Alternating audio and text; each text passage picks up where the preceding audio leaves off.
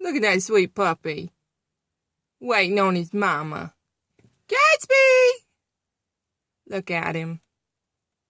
He's waiting. He's so sweet. Wagging that tail. Look at that sweet fella. Hey, so, good morning. Or good day. Good day. It's Saturday. Woo! Sun's up. Sun's out. Gun's out. But it's cold, so I'm going to keep my gun concealed carry.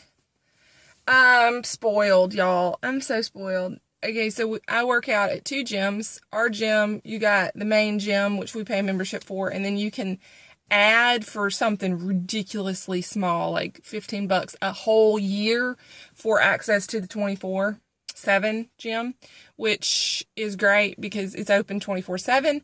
So on Saturdays and Sundays, even though I don't really work out on Sunday, but on Saturdays, I like to keep to the same schedule that I do during the week. And, you know, the 24, you can get up and you can go in there and you're going to get it done. Normally, there's nobody in there except for maybe 1 or 2 people. We've discussed Creepy McCreeperson from a couple months back. Mostly, there's just not a lot of people in there at the time that I go. I'm sure later on in the day there are, but early in the mornings, not really. So I found myself getting used to that being the protocol for Saturdays. And today there were like 6 people in there. And I was, not even gonna lie, I was so annoyed. I was like, what are these people?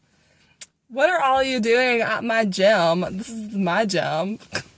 It's ridiculous. They can work out too. But it's funny, you know, you get used to something and then you find yourself getting annoyed when it's different than that. But my friend Melanie, I'm going to give her a little shout out. She said something in a text today, and it totally goes by the way that I feel about diet when coupled with exercise, but it was a really cool analogy, and I wanted to share with you guys because sometimes, you know, we hear things, we'll read about them all the time. I mean, you guys have all heard you can't out-train a bad diet, or maybe you haven't heard it. Maybe you're just now hearing it for the first time, so you're welcome. But maybe you're going, oh, that didn't really make sense. But the way this was phrased, this was a really good analogy for it. So your body is your house, okay?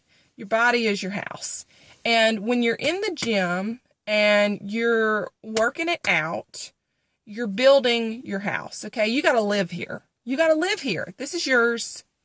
This is mine. You got yours. No confusion. Don't anybody come try to jump in. This is mine. Just so we're clear. So you got your house, and you got to take care of your house. You got to take care of your house because it's the only thing that you have to live in, right? I mean, you have to live in it. So you got to take care of it. Well, the body is the actual house, and you can lift weights and make your house as strong as possible, okay? You can make this, you could build it out of brick, right? We all learned this lesson from the 3 Little Pigs that brick is the best way to build your house. Twigs don't really stand up. What was the other one? I can't remember the 3 Little Pigs. They all used different materials. I don't know. But anyway, the other 2 didn't quite work out. But the bricks, that's legit. Brick houses are usually stronger. So you can use the strongest bricks in the world. But the stuff that you put in there to hold those bricks together, if it's crappy and it's like not, I mean, I don't really know how you make mortar, but if it's not good mortar, your house is going to be compromised. No matter how strong the stone is, the mortar will eventually crumble. The mortar is your food. That's your nutrition. If you're not putting solid nutrition into that house to keep those bricks together, don't matter how strong you make those bricks, they're never going to be as strong as they could be because you're using crappy mortar. So if you're working out as hard as you can in the gym, but you're not backing it up in the kitchen, you're putting crappy food into your body, you're going to compromise the strength of your muscles. You're never going to fully see the extent to which your body could be capable. You cannot out-train that. You can work out as hard as you want, but you're not gonna, if your goal is fat loss and you're continuing to eat junk food, you're not gonna see the fat loss like you want to see it. It's gonna take you a lot longer. If you're trying to build strength and you're not eating adequate protein. You're not eating adequate carbohydrate, and even you gotta have some good fat in there. If you don't have all those three together, you're just not going to see gains. These are the things that people talk about. Gains, it's all about gains. If you're lifting weights, you want to see gains, and gains doesn't mean you get all big and muscular, even though that's somebody's aim out there. Some of us are just trying to make it a little bit bigger. I mean, I just want a little bit more and a little less fat. So that's what I'm working on. But if I don't back that up in the kitchen with sound nutrition, that's never going to happen. I'm essentially wasting my time in the gym. That's the cold hard truth. I mean, it's science. It's science. And here's the thing. If you're out there and you're reading about all these diets and you see a diet that's telling you to take out a macronutrient group like carbs or fat or protein, y'all, that is not sound nutrition. Your body needs all three of those in order to operate efficiently. If you don't have your muscles are made up of something there's something called glycogen in there, and you have to have carbohydrate to fuel that glycogen. If you don't have carbohydrate, there is no glycogen. The muscle cannot perform the way that it should perform.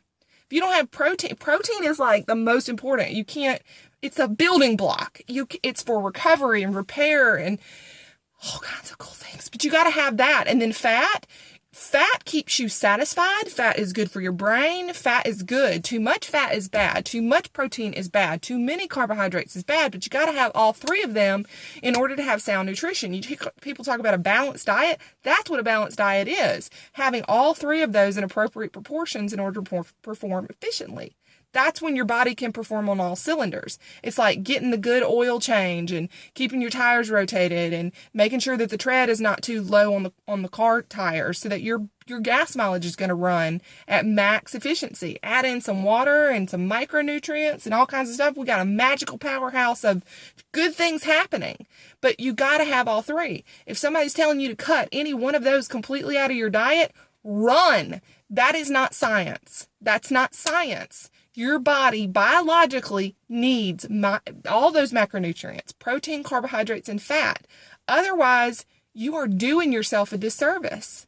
Gosh, I see so much out there talking about quit eating carbs. Carbs are bad. Y'all, carbs are not bad. Carbohydrates are good. Too many carbohydrates is not good. And there's some equations and things like that you can tweak those in order to do yourself some favor to promote fat loss or muscle growth or whatever, but you got to have all three. None of them are bad. They're not bad. It's just when you get more than you need, that's when it's bad. That's when it's bad.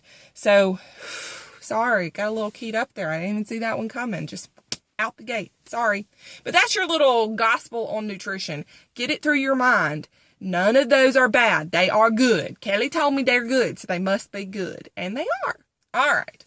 Well, Puppy is waiting. Mr. Great Gatsby is waiting for me to let him back in the house because it's cold outside and he wants to snuggle. And we all got to get something to eat. So anyway, y'all have a great day. Do some good stuff for your house. Build it up and make it strong. Have a good one. Bye.